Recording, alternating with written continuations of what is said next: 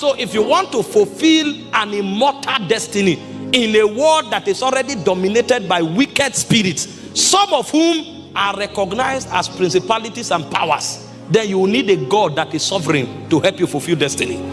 The Bible said we wrestle not against flesh and blood, but against principalities. He didn't call demons. See, there is a realm where you deal with demons. Demons are illegal occupants in the earth realm. That's why they possess men. They don't have bodies. And if they don't find men, they can possess animals. Because they need a legal occupant of the earth in order to function on the earth. Principalities are not demons. The day Adam fell, he gave legality to principalities. And so the same way men have legal authority over the earth, principalities also have legal authority over the earth. That's why when the devil was challenging Jesus on the mountain, he told him, the whole things you see on the earth belongs to me. He said, bow down to me, I will give it to you. In fact, Paul was speaking in 2 Corinthians chapter 4. No, Ephesians chapter 2 verse 2. He called him the prince of the power of the air. And in 2 Corinthians chapter 4 verse 3, he called him the God of this world. And so these beings have legal authority over the earth realm. If you hit certain levels in your life, a spirit will ask you, how did you come here? You are the one who thinks life is a joke. If you start ministry and you want to walk in the miraculous, you will meet princes. If you start ministry and you want to address 10,000 people, do you know what it means for 10,000 people to leave what they are doing every day to come and sit down and give you precious time? What is the force that makes them walk out of their house every day to come and hear you?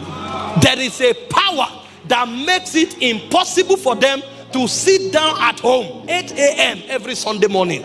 That they must leave everything they are doing to come hear you. Before you wield that power, you must have confronted certain princes. And that's why when Jesus wanted to go into ministry for 30 years, none of them came to him. But the moment his fame was about to spread abroad, a prince came to him and said, if you are the Son of God. There is a prince who is a gatekeeper over every realm. Unless your vision is not global, unless your vision is not transgenerational, if you are hoping that what you are doing will go beyond Akwa Ibom, then be ready to meet spirits that are gatekeepers in the realm.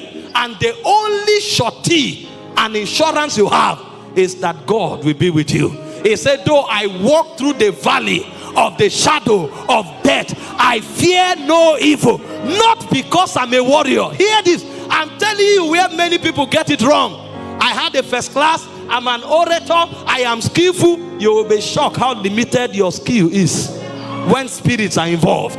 You will be shocked how your oratorial power is when spirits are involved. You want to be a singer that will go from nation to nation to bring down the presence of God. You want to be a worshiper that will fill people in a stadium. You think it's about a good voice? You have not well been educated. Do you know the dimensions that David carried? David had 7 horns of the anointing. He was a poet, he was a psalmist, he was a warrior, he was a shepherd, he was a teacher, he was a king, and he was also called a father.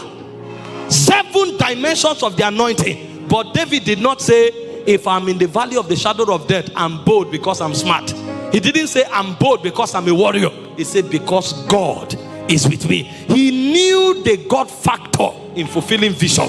Most of us are not fulfilling vision because we reduce the efficacy and the potentials of our vision to our oratory. And then when the spirit comes, they will let you know that your voice can be shut.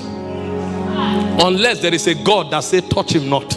Paul said, I have continued to this day, not because I was trained by the best. He said, because God helped me. I continue to this day.